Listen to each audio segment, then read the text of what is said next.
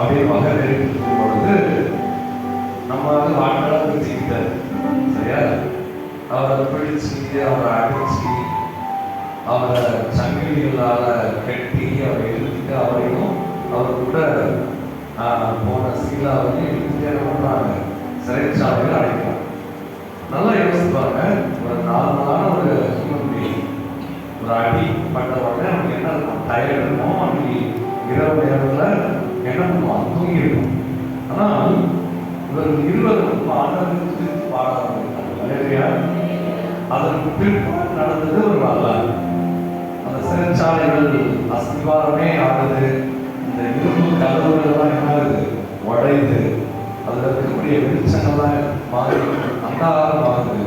வாடகையும் பயமாகுது. நீங்க எல்லாரும் தப்பிச்சிட்டாங்க. அவனுக்கு எல்லாரும் தப்பிச்சாலும் பிரச்சனை இல்லை. யார் தப்பிச்சிடக்கூடாது? பவுல் தப்பிச்சிடல. ஏன்னா ஒரு விஐபி கைதி. சரியா? ரோமாபுரியில் அந்த ரோம அதிபதிகள் அவங்க எல்லாருமே சேர்ந்து ரொம்ப நாள் பிளான் பண்ண ஒரு விஷயம். அவன் ஐயோன்னு கதறி போய் அவனுடைய பட்டயத்தை எடுத்து அவன் வாய்ப்புக்குள்ள போகும் பொழுது உள்ளது சத்தவர்கள் நாங்கள் எங்கே தான் இருக்கோம், நாங்கள் உடலச்சு. ஸோ அன்னைக்கு அவன் ஆண்டவரை ஏற்றுக்கொள்கிறான். இரவு முழுவதும் அவனுடைய வீட்டில் போய் தங்குகிறார்கள். அவனுக்கு சுவிசேஷம் அறிவிக்கப்படுகிறது. காலையிலே அவன் ஞானஸ்நானம் ஏற்றுக்கொள்கிறார். துதிக்கும் பொழுது அதனுடைய மகிமையே வேறு. சரியா? அஸ்திவாரம் அது ஒரு ஆத்மா கிடைக்குது. பார்த்தீங்களா? அந்த வாழனை ஆண்டவரை ஏற்றுக்கொள்றாங்கன்னா அது எவ்வளோ பெரிய ஒரு கிருபை. இப்படிப்பட்டதான ஒரு கிருபையை நாம் துதிக்கும் பொழுது பெற்றுக்கொள்கிறோம். அப்படிதானே? நம்ம துதிக்கும் பொழுது நம்முடைய உடம்புக்குள்ள ஒரு ஹார்மோன் கிரியேட் ஆகும். சரியா? தெரியுமாவுடைய நம்ம உடம்புக்குள்ள நிறைய ஹார்மோன்ஸ் இருக்கு.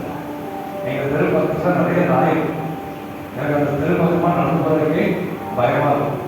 நான் நடந்து போகும்போதெல்லாம் எனக்கு ஒரு நாய் வரும். ஒரே ஒரு நாய். இந்த நாயாக வந்தாது. ஆனால் எனக்கு பயங்கர கோபமா இருக்கும். எதுக்கு இந்த நாய் மட்டும் நடக்குது? அந்த நாய்க்கு தெரியுது எனக்கு பயம் இருக்கு அப்படின்னு. இல்லையா? அது ஒரு ஹார்மோன் சுவாரமா நம்ம பயப்படும் பொழுது அதை ஈஸியாக